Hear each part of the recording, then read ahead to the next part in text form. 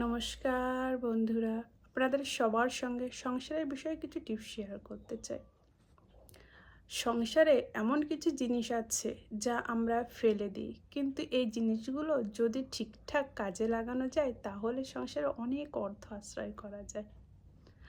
আবার এমন কিছু ব্যাপারও আছে যা আমরা পড়ি, শুনি, অথচ মনে রাখতে পারি না। কিন্তু মনে রাখতে পারলেই যে সব কিছুই যে উপকারে আসে, আবার মনে কিছু কিছু জিনিস আছে থাকে না, কিন্তু আবার সেগুলোও উপকারে আসে।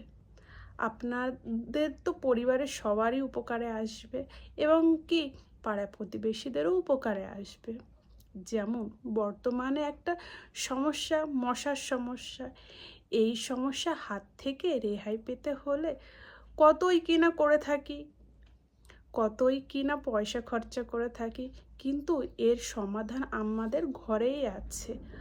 আমরা ব্যবহৃত জিনিসগুলো দিয়ে এর সমাধান করতে পারি। তাহলে আজকে যেই সমাধানটি বলবো সেটা অবশ্যই আপনারা মন দিয়ে শুনবেন।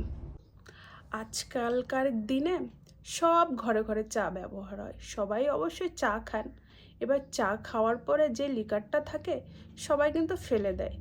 এটা ফেলে না দিয়ে যদি এই চাগুলোকে ভালো জল দিয়ে ধুয়ে ভালো করে রোদে শুকিয়ে নেওয়া যায়, তাহলে এটাও আমাদের একটা দৈনন্দিন জীবনে কাজে লাগতে পারে।